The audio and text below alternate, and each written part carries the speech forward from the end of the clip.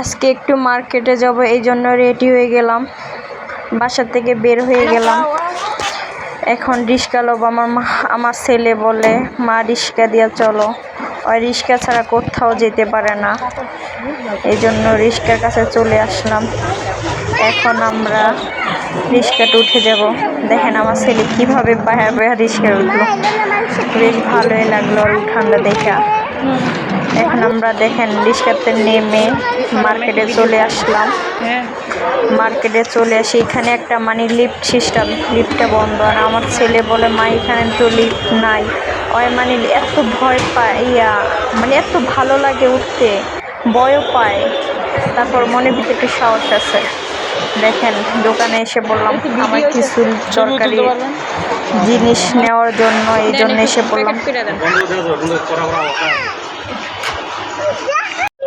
নিয়ে চলে এলাম। এখান দিয়ে ট্রেন যাবে, এর জন্য সবাইরে আটকে রাখছে।